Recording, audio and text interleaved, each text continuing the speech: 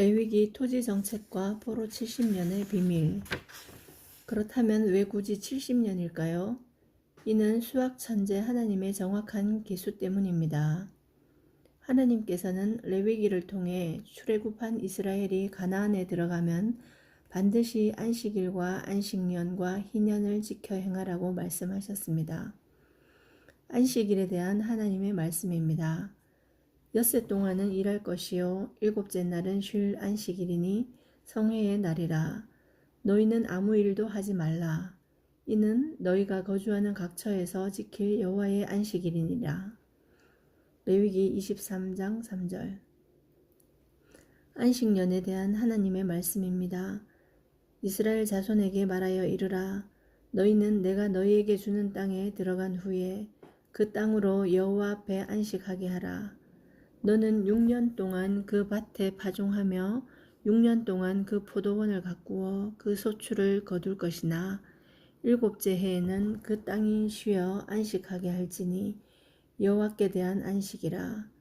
너는 그 밭에 파종하거나 포도원을 가꾸지 말며 네가 거둔 후에 자라난 것을 거두지 말고 가꾸지 아니한 포도나무가 맺은 열매를 거두지 말라. 이는 땅의 안식년임이니라. 레위기 25장 2절로 5절. 희년에 관한 하나님의 말씀입니다.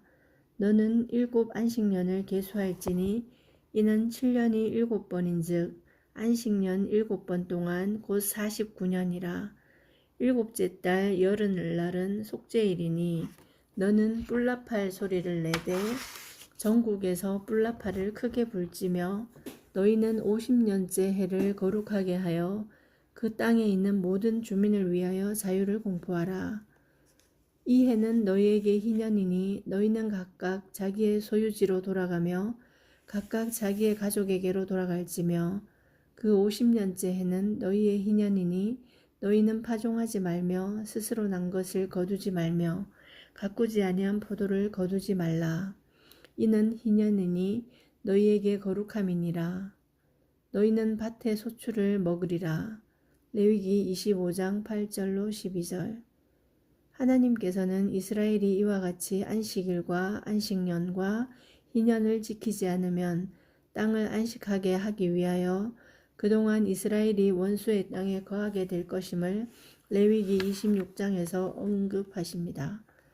그러나 너희가 내게 청종하지 아니하여 이 모든 명령을 준행하지 아니하며 레위기 26장 14절. 너희가 원수의 땅에 살 동안에 너희의 본토가 황무할 것이므로 땅이 안식을 누릴 것이라. 그때에 땅이 안식을 누리리니 너희가 그 땅에 거주하는 동안 너희가 안식할 때에 땅은 쉬지 못하였으나 그 땅이 황무할 동안에는 쉬게 되리라. 레위기 26장 34절 35절. 그런데 출애굽한 이스라엘은 가나안에 살게 되면서부터 남유다의 시드기야 왕 때까지 안식일과 안식년과 희년을 제대로 지키지 않고 살아왔습니다. 그래서 하나님께서는 날수를 모두 계수하시고 70년간 땅을 안식하게 하시겠다고 말씀하시는 것입니다. 칼에서 살아남은 자를 그가 바벨론으로 사로잡아 가매 무리가 거기서 갈대아 왕과 그의 자손의 노예가 되어 바사국이 통치할 때까지 이르니라. 이에 토지가 황폐하여 땅이 안식년을 누림같이 안식하여 70년을 지냈으니 여호와께서 예레미야의 입으로 하신 말씀이 이루어졌더라. 역대하 36장 20절 21절. 하나님께서 계수하시고 예루살렘 땅을 안식하시기로 작정하신 기간은 2년이 아니라 70년입니다. 예레미야는 이 사실을 편지로 써서 바벨론의 포로로 끌려가 있는 동족들에게도 전했습니다. 그 편지를 다니엘이 받아서 읽고 바벨론 포로 기간이 70년이면 끝날 것임을 알았던 것이지요. 나 다니엘이 책을 통해 여호와께서 말씀으로 선지자 예레미야에게 알려주신 그 연수를 깨달았나니 곧 예루살렘의 황폐함이 70년 만에 그치리라 하신 것이니라. 다니엘 9장 2절. 그리고 남유다의 백성이 예루살렘으로 돌아오는 것 외에도 바벨론 제국이 70년이면 망할 것이라는 것도 하나님께서는 예레미야 선지자에게 알려주셨습니다. 이 모든 땅이 폐허가 되어 놀랄 일이 될 것이며 이 민족들은 70년 동안 바벨론의 왕을 섬기리라. 여호와의 말씀이니라. 70년이 끝나면 내가 바벨론의 왕과 그의 나라와 갈대아인의 땅을 그 죄악으로 말미암아 벌하여 영원히 폐허가 되게 하되. 예레미야 25장 11절 12절. 왕과 선지자의 비밀 회동. 남유다의 고관들은 그들 귀에 듣고 싶지 않은 예언을 계속한다는 이유로 예레미야를 때리고 감금하는 일을 빈번히 행하고 있었습니다. 그날도 예레미야가 서기관 요나단의 집 토굴에 갇혀 있었습니다. 토굴 속에 예레미야를 가둔 서기관 요나단이 음식조차 주지 않고 여러 날을 방치하고 있었습니다. 고관들이 노여워하여 예레미야를 때려서 서기관 요나단의 집에 가두었으니 이는 그들이 이 집을 옥으로 삼았음이더라. 예레미야가 뚜껑 씌운 웅덩이에 들어간 지 여러 날 만에. 예레미야 37장 15절 16절. 그때 시드기야 왕이 비밀리에 예레미야를 불러서 하나님께서 하신 말씀을 묻습니다. 예레미야의 말은 한결같습니다. 하나님께서 시드기야를 바벨론 왕의 손에 붙이셨다는 것이지요. 예레미야 37장 17절 참고. 급기야 예레미야가 시드기야 왕에게 탄원을 합니다. 내 주 왕이여, 이제 청하건대 내게 들으시며 나의 탄원을 받으사 나를 서기관 요나단의 집으로 돌려보내지 마옵소서. 내가 거기에서 죽을까 두려워하나이다. 하나님의 말씀을 전한다는 이유로 목숨을 지킬 수가 없었기 때문입니다. 그러자 시드기야가 예레미야를 시위대의 뜰에 머물게 하면서 하루에 떡 한 덩이씩 주는 자비를 베풉니다. 예레미야 37장 20절 21절 참고. 그런데 예레미야가 또 하나님의 말씀, 곧 남유다가 바벨론의 손에 망하고 예루살렘 성이 바벨론 군대의 손에 넘겨지리라는 말씀을 전하자 고관들이 이를 참지 못하고 시드기야를 협박해 예레미야를 다시 구덩이에 던져버립니다. 그러나 다행히 구스 출신 왕궁 환관 에벤멜렉이 예레미야를 구덩이에 던진 것은 잘못된 일이라고 시드기야 왕에게 충언을 합니다. 내 주 왕이여, 저 사람들이 선지자 예레미야에게 행한 모든 일은 악하니이다. 성중에 떡이 떨어졌거늘 그들이 그를 구덩이에 던져 넣었으니 그가 거기에서 굶어 죽으리이다. 그러자 왕이 구스 사람 에벤멜렉에게 명령하여 이릅니다. 너는 여기서 30명을 데리고 가서 선지자 예레미야가 죽기 전에 그를 구덩이에서 끌어내라. 에벤멜렉이 사람들을 데리고 왕궁 곳간 및 방에 들어가서 거기에서 헝겊과 낡은 옷을 가져다가 그것을 구덩이에 있는 예레미야에게 밧줄로 내리며 예레미야에게 이릅니다. 당신은 이 헝겊과 낡은 옷을 당신의 겨드랑이에 대고 줄을 그 아래에 대시오. 덕분에 예레미야는 에벤멜렉의 도움으로 그가 내려준 줄을 타고 겨우 구덩이 밖으로 나오게 됩니다. 예레미야 38장 7절로 13절 참고.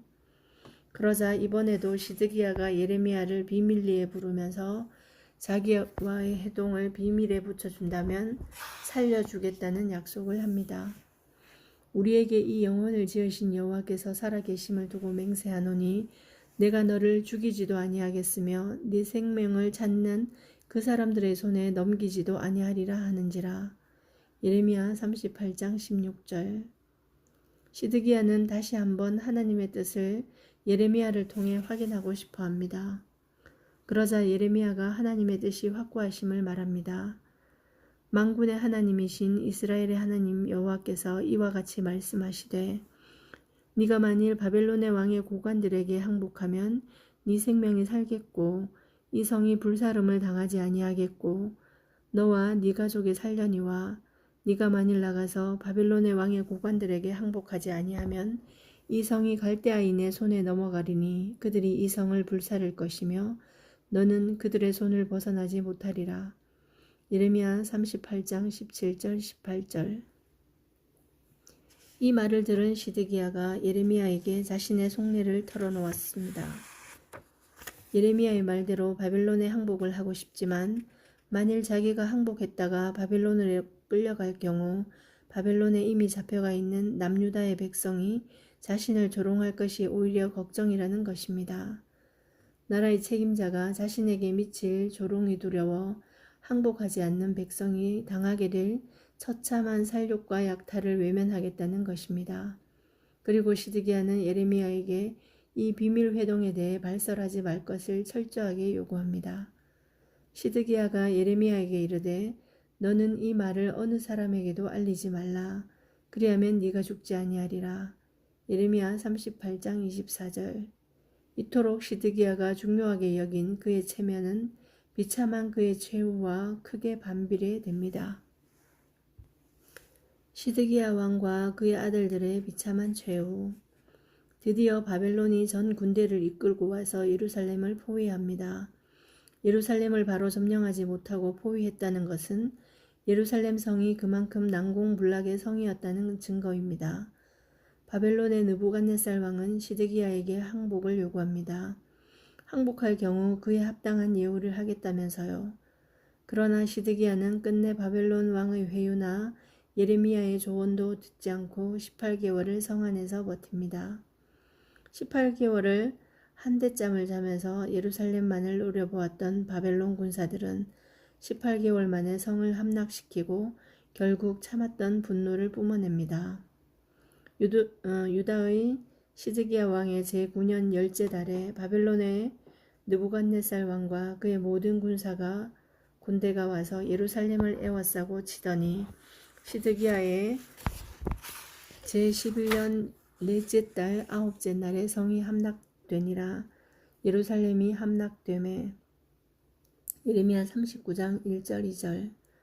갈대아인들이 왕궁과 백성의 집을 불사르며 예루살렘 성벽을 헐었고 사령관 느부사라단이 성중에 남아있는 백성과 자기에게 항복한 자와 그 외에 남은 백성을 잡아 바벨론으로 옮겼으며 사령관 느부사라단이 아무 소유가 없는 빈민을 유다 땅에 남겨두고 그날의 포도원과 밭을 그들에게 주었더라. 예레미야 39장 8절로 10절. 예루살렘 성이 함락될 때 시드기야는 그의 군사들을 데리고 비밀 루트로 아라바까지 도망을 합니다. 요세푸스의 기록에 의하면 시드기야는 그의 가족들과 친구들과 신복들을 대동하고 참호를 통해 도시 밖으로 빠져나가 광야로 도망을 했는데 이때 변절자 중에 한 사람이 이 사실을 바벨론인에게 고해 바쳤다고 합니다. 이에 바벨론 병사들이 날이 밝자 급히 시드기야를 추격했고 결국 시드기야가 여리고에서 멀지 않은 곳에서 사로잡혔다고 합니다. 그리고 시드기야는 바벨론의 왕 앞으로 끌려가 신문을 받습니다. 예레미야 39장 4절 5절 참고. 조롱을 두려워했던 시드기야의 눈앞에서 어린 두 아들의 목이 달아납니다. 시드기야의 신하들이 살해당합니다. 그리고 시드기야의 두 눈이 뽑힙니다. 이는 항복하지 않고 끝까지 버틴 나라의 왕에게 처해지는 일반적인 보복입니다. 두 눈이 뽑힌 시드기야가 사슬에 결박당한 채 바벨론으로 끌려갑니다. 이 모습을 예레미야가 모두 기록합니다. 그러니 예레미야의 눈에 눈물이 그칠 수가 없었던 것입니다. 바벨론의 왕이 림나에서 시드기야의 눈앞에서 그의 아들들을 죽였고 왕이 또 유다의 모든 귀족을 죽였으며 왕이 또 시드기야의 눈을 빼게 하고 바벨론으로 옮기려고 사슬로 결박하였더라. 예레미야 39장 6절 7절. 당시 시드기야의 나이는 32세였습니다. 21세의 왕이 되어서 11년을 통치했을 때였으니까요. 그러니 그의 두 아들은 어린 소년들이었을 것입니다. 시드기야가 그의 두 눈으로 마지막에 본 것이 두 아들의 목이 달아나는 것이었습니다. 조롱을 두려워하던 체면을 중요시하던 왕의 비참한 최후입니다. 그러나 2차 포로로 잡혀갔던 여호야긴 왕의 바벨론에서의 나중 모습을 보면 시드기야가 예레미야의 조언을 들었더라면 얼마나 좋았을까 하는 마음이 들어 더 안쓰럽습니다.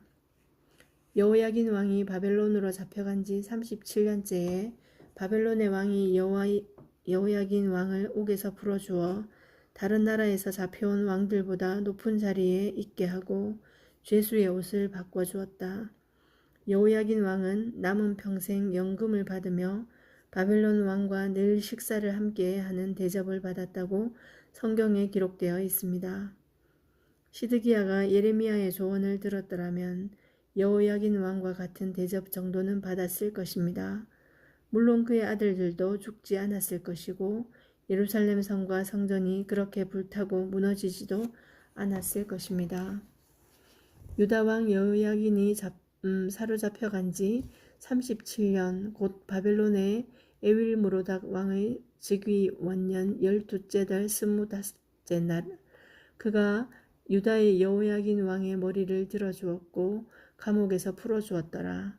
그에게 친절하게 말하고 그의 자리를 그와 함께 바벨론에 있는 왕들의 자리보다 높이고 그 죄수의 의복을 갈아입혔고 그의 평생 동안 항상 왕의 앞에서 먹게 하였으며 그가 날마다 쓸 것을 바벨론의 왕에게서 받는 정량이 있었고 죽는 날까지 곧 종신토록 받았더라. 예레미야 52장 31절로 34절. 예루살렘 성전의 멸망과 에스겔이 그린 성전 조감도 3차 포로 BC 586년 18개월이나 예루살렘을 포위하고 한대짬을 자야 했던 바벨론 군인들이 예루살렘을 함락하자 그들의 분노가 일시에 폭발했습니다. 예루살렘 성전을 불사릅니다. 왕궁도 불사릅니다. 예루살렘의 모든 집과 귀족들의 집들을 하나도 남김없이 다 부수고 불지릅니다. 그리고 예루살렘 성벽을 다 부수어 헐어버립니다. 바벨론의 느부갓네살 왕의 19째 해 5째 달 10째 날에 바벨론 왕의 어전사령관 느부사라단이 예루살렘에 이르러 여호와의 성전과 왕궁을 불사르고 예루살렘의 모든 집과 고관들의 집까지 불살랐으며 사령관을 따르는 갈대아 사람의 모든 군대가 예루살렘 사면 성벽을 헐었더라.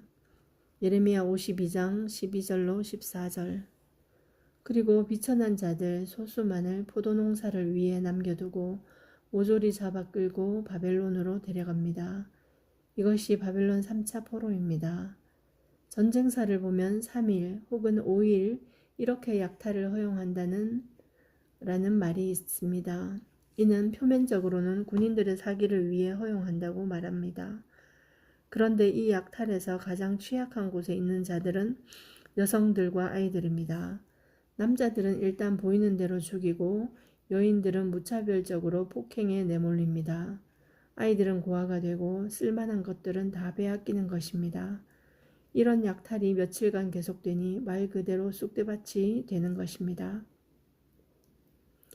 예루살렘이 온통 불에 타고 무너지고 시체가 나뒹굴고 있었습니다. 예레미야가 우는 아이가 있기에 가보니 그 아이가 어머니의 젖을 빨고 있는데 그 어머니의 젖에서는 피가 나고 있습니다. 그 아이는 죽은 어머니의 젖을 빨고 있던 것입니다. 그런데 그런 아이들이 하나 둘이 아닙니다.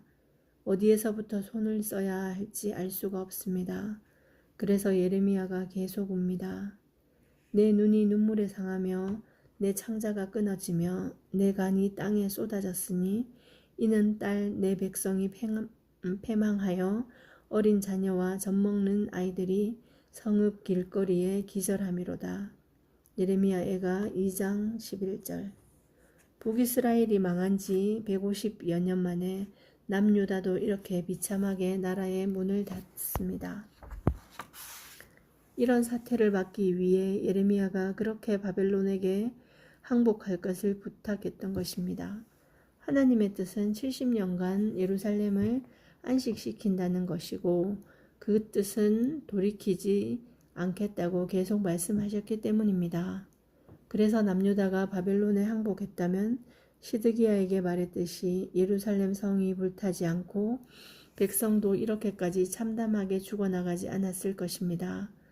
밤이 새도록 울다 지친 예레미야가 새벽이 되자 몸을 다시 추스릅니다. 그리고 있는 힘을 다해 하나님을 찬양합니다. 그래도 감사하다는 것입니다. 진멸되지 않고 살아남은 백성이 있다는 것이 희망이 된다는 것을 발견한 것입니다. 내 고초와 재난 곧 쑥과 담즙을 기억하소서. 내 마음이 그것을 기억하고 내가 낙심이 되오나 이것을 내가 내 마음에 담아두었더니 그것이 오히려 나의 소망이 되었사옴은 여호와의 인자와 긍휼이 무궁하심으로 우리가 진멸되지 아니함이니이다. 이것들이 아침마다 새로우니 주의 성실하심이 크도소이다. 예레미야가 3장 19절로 23절. 예루살렘이 불에 타고 예레미야가 이렇게도 아플 때 바빌론에서는 이원 생방송처럼 동시에 에스겔 37장의 마른 뼈들에 대한 이야기가 펼쳐집니다. 예루살렘에서 예레미야의 눈물과 바벨론에서 에스겔의 눈물이 동시에 흐르고 있는 중에 하나님께서는 에스겔에게 마른 뼈들이 살아나는 환상들을 보여주시면서 또한 희망을 주시는 것입니다. 여호와께서 권능으로 내게 임재하시고 그의 영으로 나를 데리고 가서 골짜기 가운데 두셨는데 거기 뼈가 가득하더라. 나를 그 뼈 사방으로 지나가게 하시기로 본즉 그 골짜기 지면에 뼈가 심이 많고 아주 말랐더라. 그가 내게 이르시되 인자야 이 뼈들이 능히 살 수 있겠느냐 하시기로 내가 대답하되 주 여호와여 주께서 아시나이다. 또 내게 이르시되 너는 이 모든 뼈에게 대언하여 이르기를 너희 마른 뼈들아 여호와의 말씀을 들을지어다. 주 여호와께서 이 뼈들에게 이같이 말씀하시기를 내가 생기를 너희에게 들어가게 하리니 너희가 살아나리라. 너희 위에 힘줄을 두고 살을 입히고 가죽으로 덮고 너희 속에 생기를 넣으리니 너희가 살아나리라. 또 내가 여호와인 줄 너희가 알리라 하셨다 하라. 에스겔 37장 1절로 6절. 그 후 하나님께서는 에스겔을 통해 새로운 예루살렘 성전의 조감도 에스겔 40장에서 43장 참고 조감도를 주십니다. 전율이 느껴집니다. 하나님께서 에스겔을 통해 직접 주신 성전 조감도입니다. 앞으로 세워질 성전의 모습, 동향한 문, 안뜰의 남문, 성소 내부, 성전 곁의 건물들을 보여주십니다.